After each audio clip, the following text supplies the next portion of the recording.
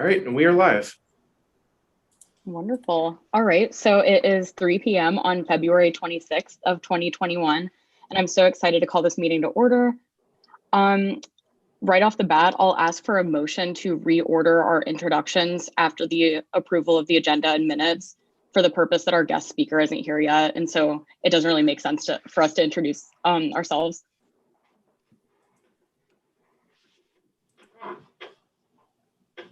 If anyone would like to make that motion.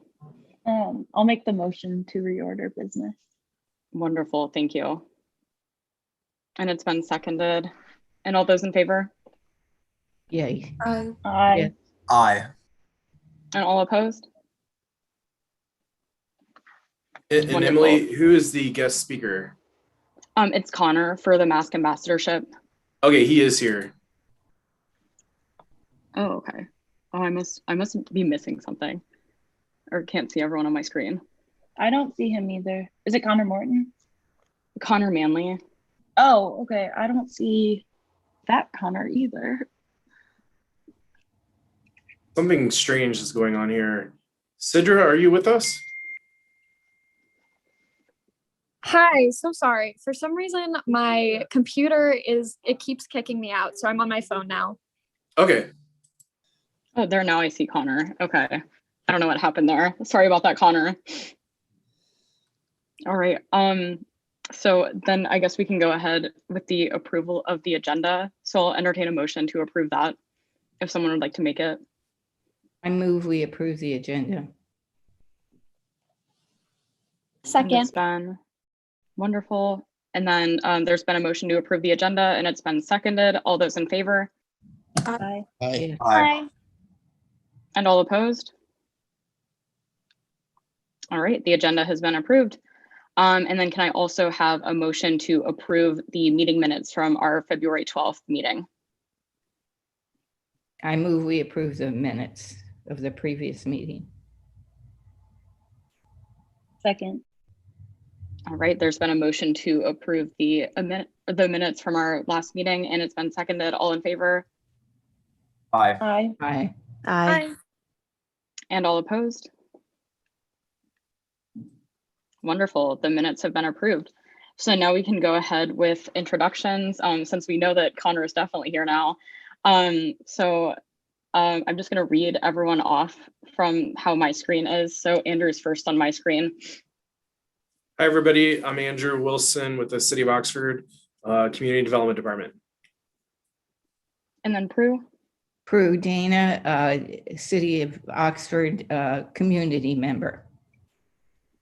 And Zoe. Hi, I am a senior at Miami studying political science, and I'm the Diversity Affairs Council president. Scott. I'm Scott Walter, Assistant Vice President of Student Life. Joy. Hi, my name is Joy. I'm a community member. Matt.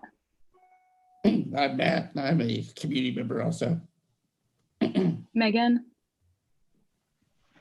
I'm Megan Schottler. I'm a PhD candidate at Miami, and I represent the Graduate Student Association.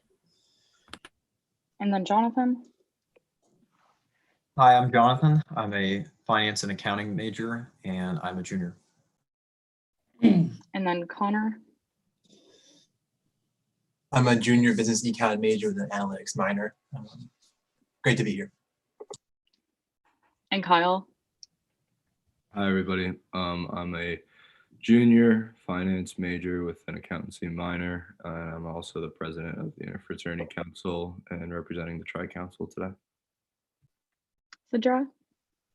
Hi, I'm a sophomore psychology and Spanish double major, and I'm a student representative on this commission. Lena. Hi, I'm Lena. I am a double major sophomore in business economics and psychology, and I represent the international students community here. And Glenn. Hey, everybody, Glenn Ellerby, Miami employee, long-term resident, and representing Oxford City Council. Laura. Hi, I'm on the road again, And as I seem to be every weekend, I am Laura Fenning. I'm a lieutenant with Oxford Police. And then Rebecca. Hello, Rebecca Baudry Young, Director for the Miami Office of Student Wellness. Great. And then that's everyone that I see on my screen. I hope I'm not missing anyone. Yeah, we also have 2 attendees. We have Gus Lake here who is observing the meeting. And then we have a caller, somebody who's called in, and I'm going to push the button to allow this person to talk. I'm not sure who this is actually. Okay, perfect. Let's see.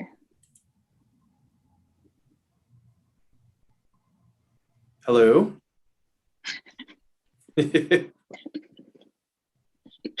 Well, I'm not sure who this is, but I guess we'll continue on. It's a 529 All right. campus. And then I saw that Ariana just joined the call if she wants to introduce herself.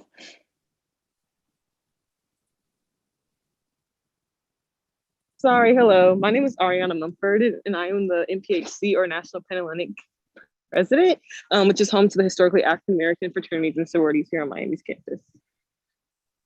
All right. Thanks everyone for the introductions. And we're so glad to have Connor joining us here today to talk about mask ambassadorship. So before we get to anything else, next on the agenda is reports. So Laura, if you want to make the OPD report.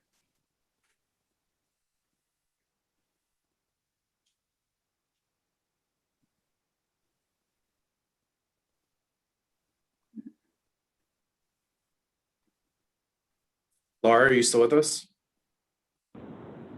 Yes. Hang on a second.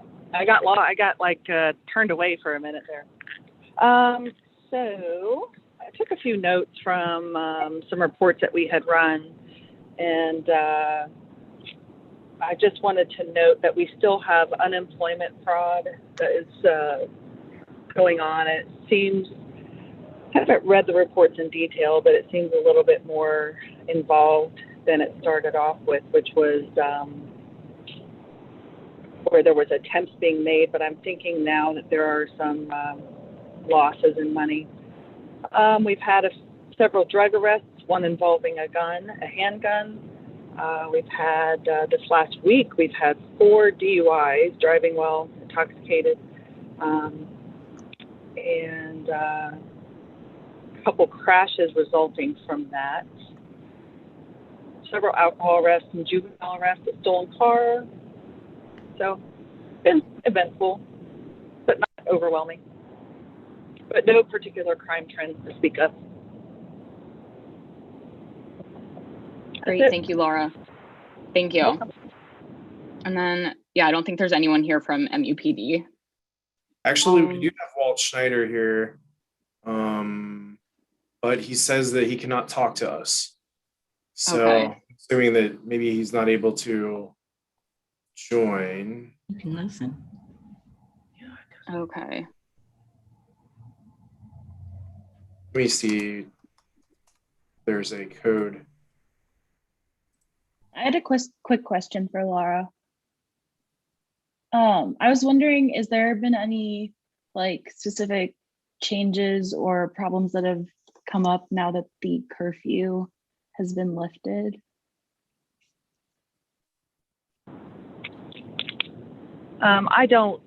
I'm not reading anything like that. I'm not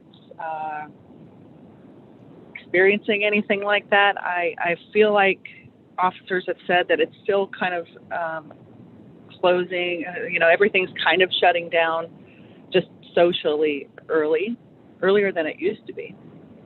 So there's been no commentary about like town gone wild because the curfew's lifted.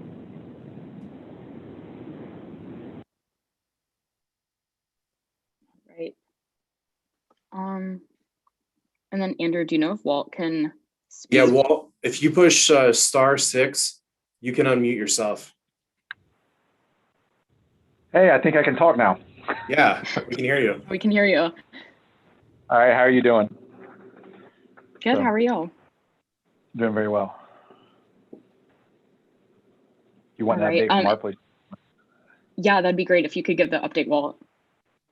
We have been in relatively good shape. The students have been well behaving. We're having a few alcohol violations here and there, but nothing major.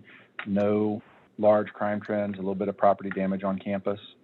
That is the extent of what we've been into. Great, thank you for the update, Walt.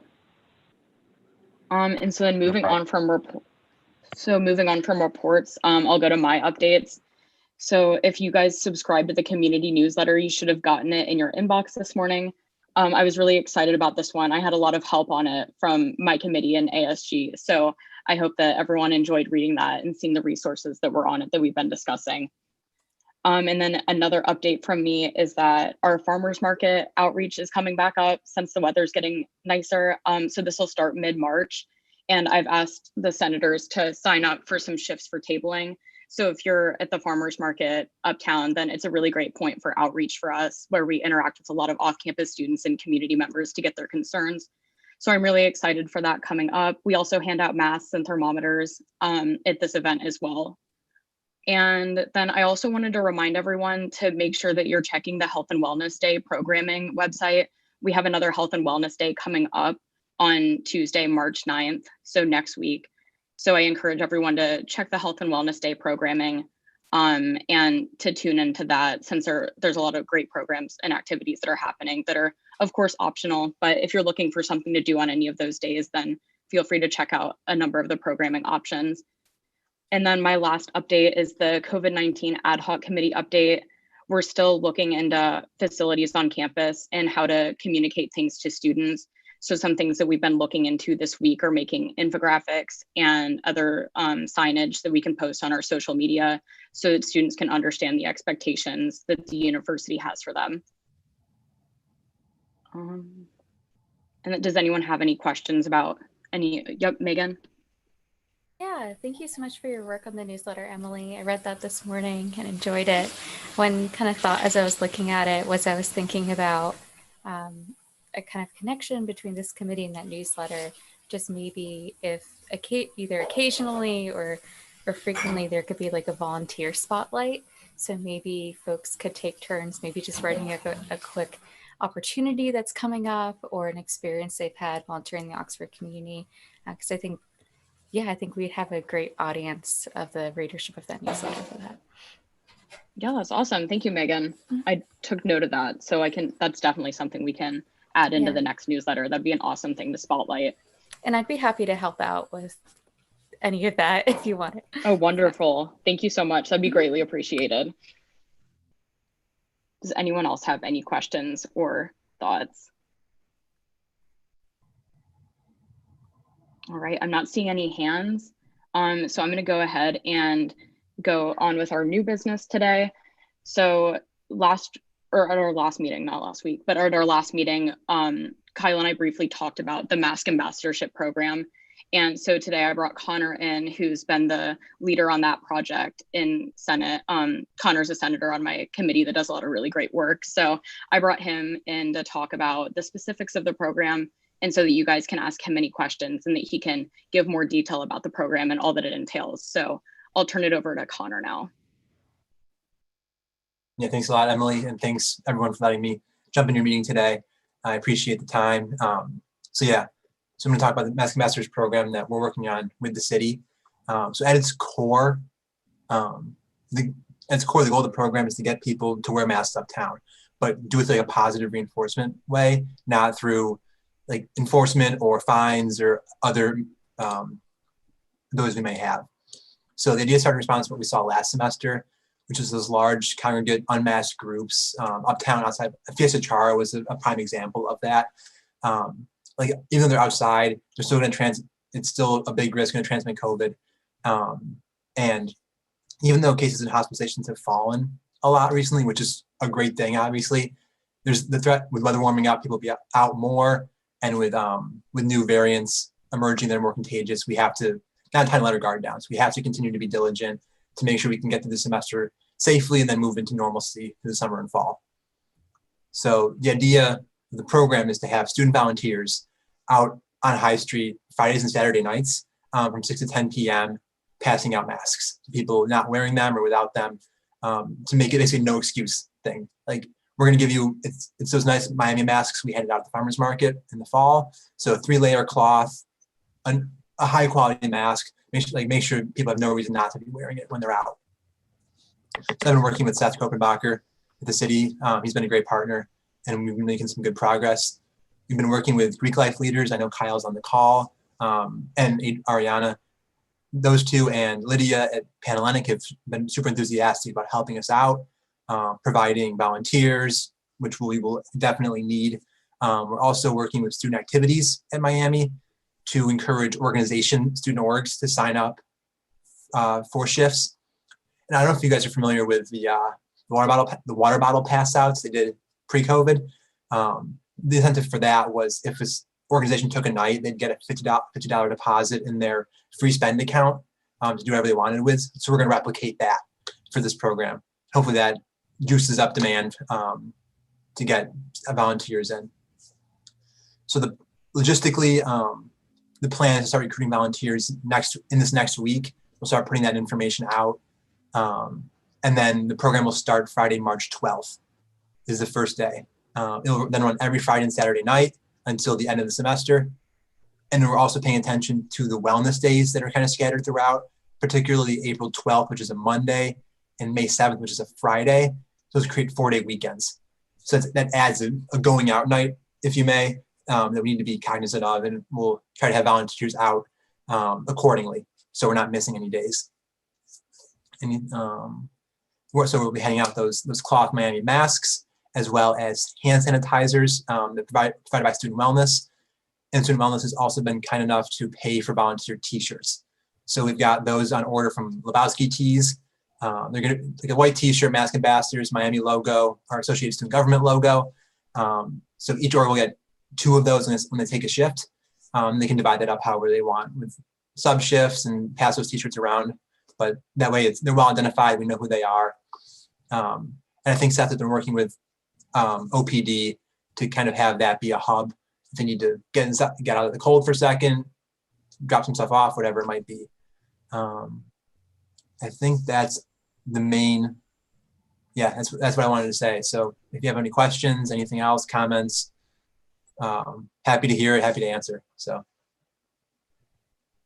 Yeah, thank you, Connor, for all the information and for joining us. So yeah, I see Zoe's hand.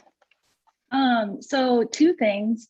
One, I'm super excited to hear about working with student orgs, and definitely something that Diversity Affairs Council will be telling the orgs we represent about and trying to get involved with ourselves. I was wondering about wellness days. Is there going to be something on Green Beer Day? Because that's March 25th, I think. Yeah, so me and Seth are still kind of talking through that. He's aware that OPD may be out more that like Wednesday night into Thursday, and we need to decide from our end for student volunteers if it's smart, safe, and feasible to put them out there on that day, because it will be higher traffic. Obviously, more alcohol will be consumed than normal. So we'll work with OPD, and if OPD has a presence, we won't embarge on them. We won't put our volunteers at risk or anything like that. But yeah, we're definitely considering it. Thank you. All right, and then I see Sidra's hand also. Yeah, of course. Hi, Connor. So I was really involved in the water bottle pass outs last year, and one issue we faced was with funding orgs that did it, like with that incentive. A lot of that money kind of disappeared, and that was probably due to organizational problems. I'm curious, where are you guys getting funding for this? And how are you ensuring that these orgs will get the money that they volunteered for? Yeah, that's a good question. I don't know like the exact inner workings of it. I've been working with Secretary of Finance Benoit to try and make that happen. I mean, orgs haven't been requesting money at the same level because of COVID, so there's a lot of extra money in the ASG budget. So he said it should not be an issue. JS Braga signed off on it, student activities, and the idea is that it goes into their agency account and they can then use it however they see fit. So I don't have like the total technical details, but I trust. I'll make sure things are going well, but I trust the people I'm working with to make that happen. Awesome. That's great to know. Thank you. No problem.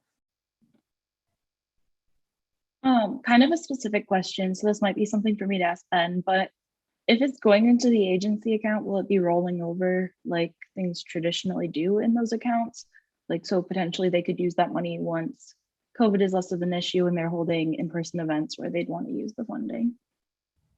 If it typically rolls over the agency, I'd assume it would in this case. Again, I don't know for sure, but yeah, you can get a better answer on that. So Zoe, I can answer that. It will roll over. It will roll Awesome. over. So every year it rolls over. There have been years where we have swept it back into ASG's larger account, but then we also gave groups the chance, hey, if you had plans for this, let us know, and we left it in there. So once it's in there, they could use it in the fall. Great, thank you, Scott. And then Andrew? Yeah, so for the volunteers who will be going out, do you have any commitments from like high profile people like instructors, professors, the president of the university? Not really. We haven't really been working with administration or pressing that level. We're kind of doing it more through organizations and Greek life with those presidents. Yeah, so we haven't really thought about that or worked on that. I mean, if you think that could be beneficial, I'm definitely open to it, but we haven't gone there.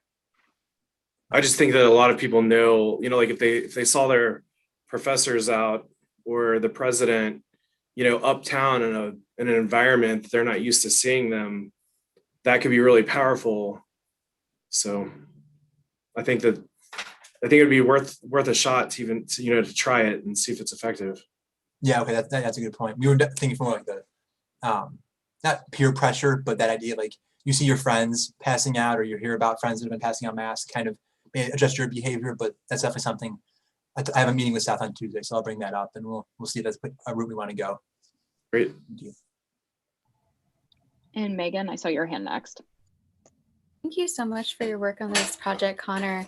I'm trying to kind of put myself in the shoes of someone who might be giving out masks, and I'm thinking about like, what would I say? What would be like a strategy that might get people invested or want to do this? So I wonder if there could potentially be check-ins like after an organization volunteers, just like, hey, how did it go?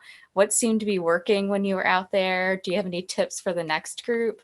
So maybe you could have like a network that passes along, any successes that they have for that program. That's a really good idea, actually, having some sort of like feedback where they can kind of say like what worked. We'll have like the physical, like we can count the masks when we get them back and see how many were handed out, which is like a nice, easy way to see. But yeah, like how do they get there? That is a really good point we hadn't thought of. I appreciate that. Thank you. And then Zoe. So two things. I have a question, and then I also just wanted to echo, I think that the idea of having administrators and faculty volunteering, especially administrators, would be very impactful because while I understand like the intent initially is peer-to-peer, I think this is a situation where, I mean, like I've handed out water bottles, right? People reject them, they're rude to you. But like if Crawford's handing them a water bottle, are they going to be rude to Crawford? No. And it's going to be like them seeing those administrators taking tangible actions. And just like, it's a great opportunity for everyone, I think. I think that would be something easy to sell to administration because it's a chance for them to build those relationships. And then I guess my question, which kind of goes along with that, is like, what are the protocols in place, I guess? Or like, are there any guidelines being put out to help protect the volunteers? Yeah, so obviously safety is key. I mean, we're working with OPD to kind of have their support if something happens. And then we're requiring that they go out in groups of 2 at least, could be 2 or 3 or 4 people together and roaming around to try and not like ward off potential issues, and also putting them out like between the 6 and 10 p.m. time frame, hopefully earlier in the night. People maybe have a clearer mind and there's not those issues as much. So we're definitely focusing on that. My thought was more with like COVID type safety okay, precautions. Sorry, but that's good information too. Yeah, I mean, obviously have them tell them to mask up. Ideas that they're passing out masks. I mean, everything you do in person right now has a little bit of risk, but it's been shown that being outdoors significantly decreases that, especially if you're masked up, keeping distance wherever possible. So yeah, it's not a perfect situation, but if you're going to fight COVID, you got to be where the people are to an extent. So it's kind of one of those situations. And Scott? I was going to say, Connor, I don't know how high profile you guys are looking for, but I would be willing to go out there. And there are plenty of people in student life that I think, let's put it this way, if it wasn't for COVID, I know they would do it. So there might be some people that do have some safety concerns, but if you guys want to do that, let me know. And I would do it. I'm sure Steve Large would do it. I know that Rebecca and I before have done the water toss out, the water handout before. So there's plenty of people that would do that. That's great. Thank you. We appreciate the offer for sure. Yeah, that's awesome. Thank you, Scott. I'm not seeing anybody else's hands. Does anyone else have any questions or feedback? All right, I'll give everyone a second. All right, I'm not seeing anybody else's hands. So yeah, do you have any final thoughts, Connor, or any other specifics about the program? Yeah, that was pretty much it. I mean, I super appreciate the feedback, the questions, all that. I'll make sure, I mean, Emily has my contact info, so if you have more questions, reach out to her and I can go from there and I can get you better answers or whatever you're looking for. But yeah, I want this to be a hopefully successful program, community involvement, city involvement, the whole 9 yards, and try and keep us all safe, right? So thanks again for the time and appreciate it. Thanks, Yeah, Connor. thanks so much, Connor. Thank you. All right. So yeah, that's a fantastic program that Connor's been working on for a long time. And so it's nice to finally see it coming all together and getting really being in the finalization stages. So, yeah, moving on to the next thing that I wanted us to do today. I know that local business support is one of our objectives that we define for working on this semester. And so I kind of wanted to do something similar to what we did at our last meeting with health and wellness initiatives, and just have an open floor where we can, where I can hear you guys' feedback on what you've seen so far, what you guys all think has been successful, what else you guys think we could do. To go back to the community newsletter, I partnered with the Chamber of Commerce on doing a local business spotlight. So if you go to the last page of the second to last page of the newsletter, there's a spotlight of 6 local businesses that all contacted me and shared their information and their logos. So I was really excited to work with so many local businesses on that. I think it's awesome to promote them during this time, since COVID has really negatively impacted a lot of business owners in our community. So it's nice that we're spotlighting them and able to work with them on anything that we can do to help. So I just wanted to open this up to anyone to give feedback on local business support initiatives, just so we can kind of brainstorm and bounce ideas off of each other. And within my committee right now in Senate, Gus, actually, who's here on the call, has made a lot of infographics about supporting local businesses. He's also made like COVID guidelines for being out in the community, which are really awesome, that we'll post on our social media. So Gus has really been working a lot on that, which is awesome. So just wanted to open it up to anyone. Do you know which local businesses need more help than others? Like, has the Chamber of Commerce been able to identify specific businesses that need help? Because like a large or a common fundraising event for many chapters within the Interfraternity Council and Panhellenic as well. We do like Chipotle fundraisers and stuff like that. And I would love to, be able to target those and tell chapters where to target them. Yeah, definitely. So I don't know the specifics about that, or if someone at the chamber does, but I think what I've heard is that it's local businesses who aren't necessarily uptown. So they're not just like in that congregation where students go a lot. So I think that's somewhere that we could focus a little bit more on, is businesses that aren't on High Street. And then Zoe, I saw your hand. Did you have an answer or? I had a question or just something to consider. So I really don't know all the logistics, but I was looking into, I think obviously it sounds like the Chamber of Commerce does a lot of great work and provides so many resources, but I feel like it's not necessarily like most accessible thing for everyone right now if your business is struggling, because there is like the membership fee. Is there anything being done to maybe look into, like, even just for this year, helping people become a member of the Chamber of Commerce through that fiscal support. Especially like I know like nonprofits, it says it's like $110 to join, which in the grand scheme of things might not be a lot of money, but like if you're getting off the ground, especially for a newer nonprofit, I mean, there's a lot of need for services that nonprofits provide right now as well. So Yeah, that's a great question, Zoe. I know that Jennifer, our Chamber of Commerce rep, isn't here today, so I can't give a really specific answer on that. Does anyone at the city have any more information about that? I do not, but Glenn, would you have any more insight? Can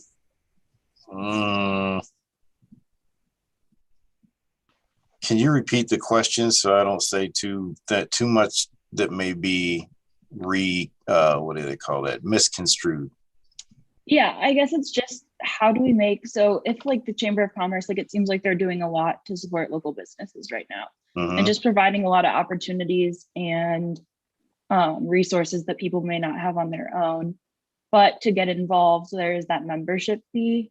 And I was just like, I guess my question was, is there anything being done to help either provide those resources in another way or make it easier for people to join the chamber, especially nonprofits during COVID?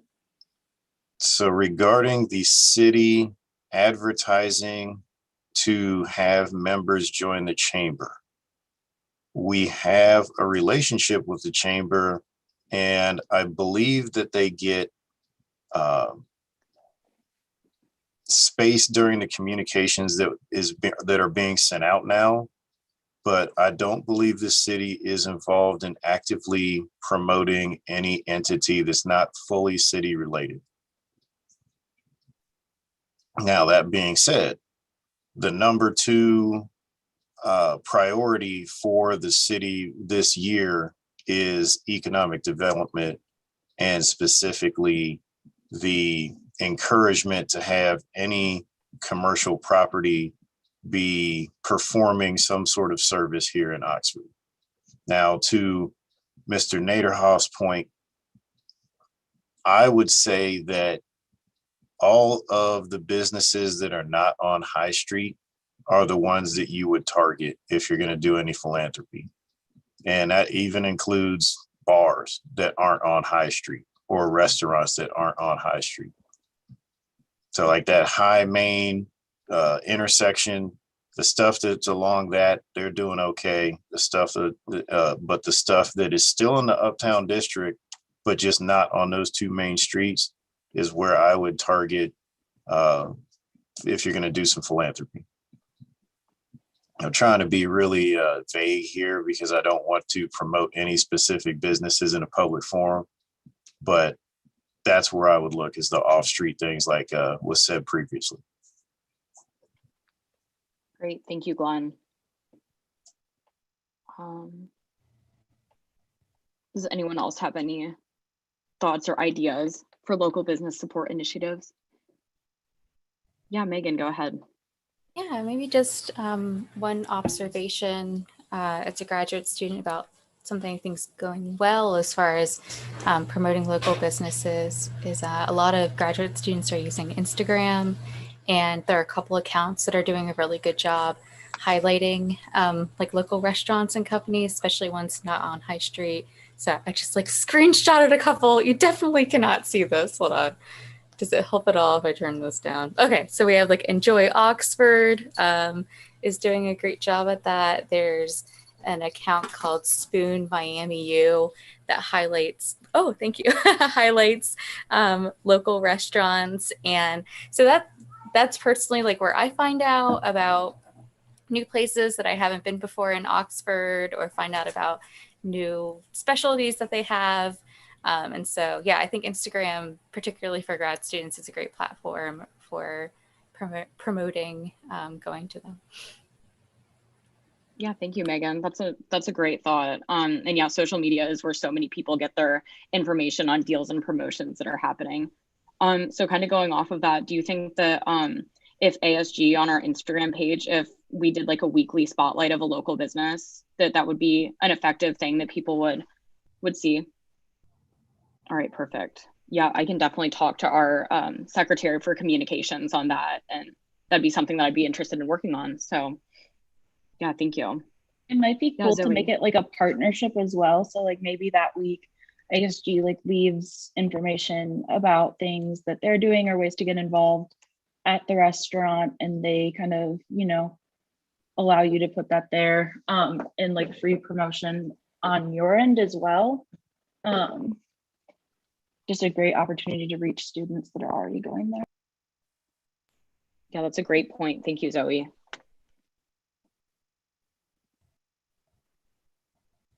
Okay. Anyone else have any thoughts?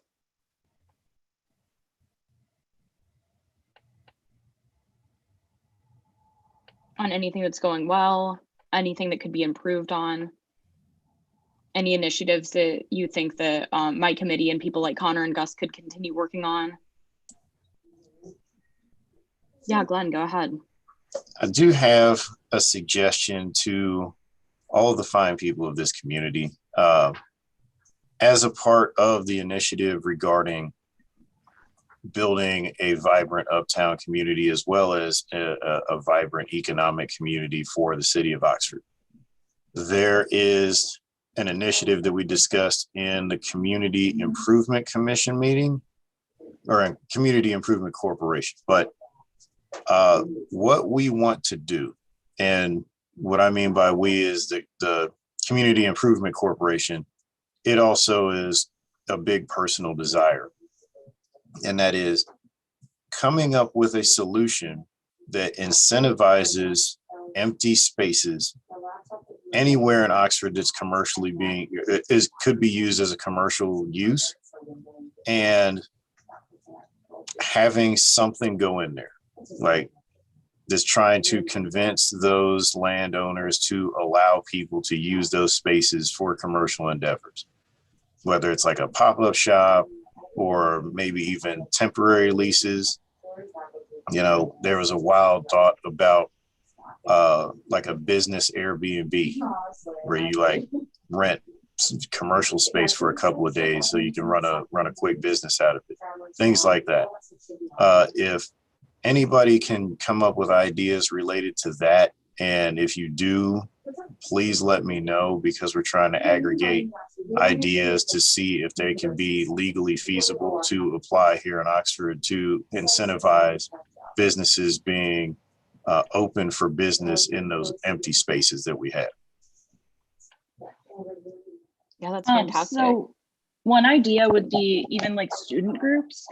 You know, obviously there's restrictions on how many people, but I think there's very few places where they could meet with the full 10 people capacity. So like if it is a smaller space, I think there are groups that would 100% rent that out if they could receive the funds for it. Especially because like there's a lot of funding available that no one is finding a way to spend right now for student orgs. And, you know, the Tri-Council might have some input there too, but. I mean, the question isn't whether or not we can use it, it's how we get it out of, you know, like Wiseman's hands and that kind of stuff.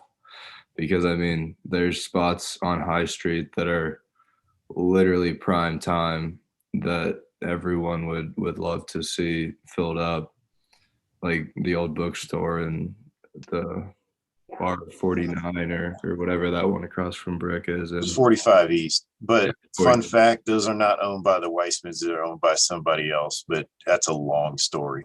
Yeah, I mean, either way, like how do we get them to let us develop? And I think that 45 is going and like trying to develop apartments or something right now. But like the old bookstore is a great spot, and why, you know, why can't we use that space at all? Yep, totally agree. And that's I can't tell you to start looking into that stuff as an initiative type of thing, but if you can come up with solutions to get those types of properties usable by anyone, that's the kind of thing that we really want to have get going this year. I mean, I don't think that the problem is like how do we like we need to find people to use it. I feel like we need to find people to sell it or make it into something, you know? Yeah, I mean, that's the rub here. And I know that the bookstore is being redeveloped. It's just on an extremely long timeline, just like the 45 East property. But there are smaller spaces that aren't filled right now. And those are the ones that I think are the low hanging fruit, like the quick wins. And I know that, like you guys said, there are organizations that have dollars to spend, and maybe informing those landlords that there are dollars that could be spent if you do those or if you allow short-term business propositions as opposed to like tenancy, then there may be some opportunities there. All I know is that we need a fried chicken joint. I think Megan, that's I the saw your third hand. meeting. I've been in so many meetings with that proposition this week. Yeah, Megan, go Glenn. ahead. Yeah. I think these are great goals, Glenn. I'm thinking about some times that I was in Uptown last year around events, and I forget what the names of them were, but kind of like where Uptown was like blocked off and people were walking around and there was food and businesses had their doors open. I wonder if there was a program in which you could sort of short-term lease a space, so you could set them up so that they're maybe centered on those prime time opportunities where people are going to be coming into Uptown. If that makes sense. Well, how about this? If anybody does like a quick Google and sees another city or town that may have adopted some things along those lines, shoot them my way so that we can get them in the pipeline, at least to see if we can't start that thing rolling. Yeah, sounds good. I really like the idea of having like an Airbnb type of thing, because I know a lot of people who own small businesses that are completely online. So it would be awesome if they had a space to rent out for a few days to utilize. Well, this would be more of a long term, I guess, but like there's so many places now in cities that, you know, rent out like individual offices. So like people that are working remotely can go and work there, or like individual conference rooms. And I think so many of those spaces could easily be turned into something like that too. I think it's just getting people to realize that there is a need and that it's worth their while. That would be a great gym too. The old bookstore. That would be awesome. And all those people in apartments, they don't want to walk to the rack.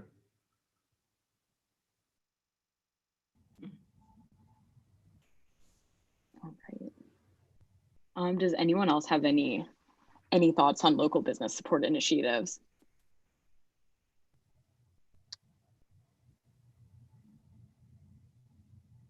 All right. I'm not seeing anyone's hand. So yeah, we can always just pick that up at a different time, or if you think of something in the meantime, feel free to shoot me an email. Again, I'm looking for more local businesses to spotlight in the next edition of the newsletter, which will be in March. So if you know of any businesses that would like to be featured in them, feel free to refer them to me and I'll make sure that they get spotlighted in the newsletter. So and with that concludes our new business of the day. Does anyone have any general announcements that they would like to make?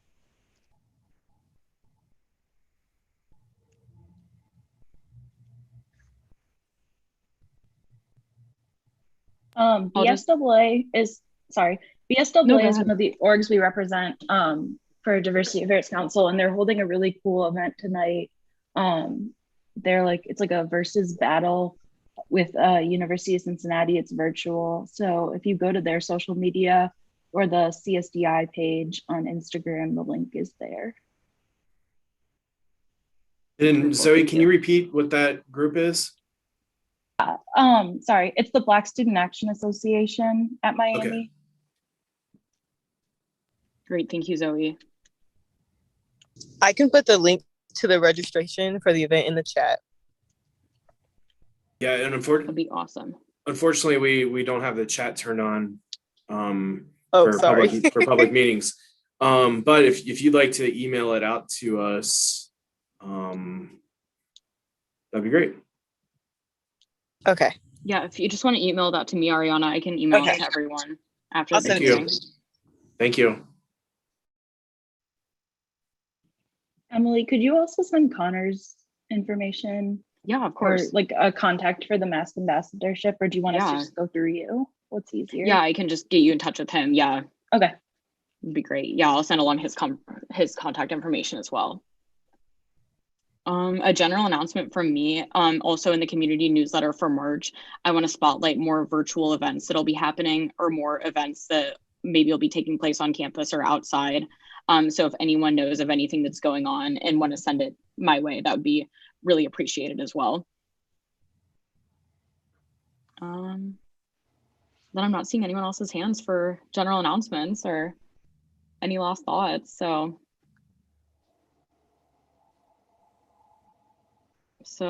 I'll take a motion to adjourn if anyone would like to make that motion. So moved. Thank you, Jonathan. And it's been Second. all right. So there's been a motion to adjourn and it's been seconded. So all in favor Aye. and all opposed? All right. So we're adjourned. I hope you all have a great weekend. Feel free to reach out to me if you need anything in the meantime. And then we'll have our next meeting on March 14th, I believe, or 13th. I'm trying to pull up my calendar really quickly. Let's see. March 12th, I was close. Okay. So I'll see you guys all on March 12th, and feel free to reach out in the meantime if you need anything. Bye. All right, guys, take care.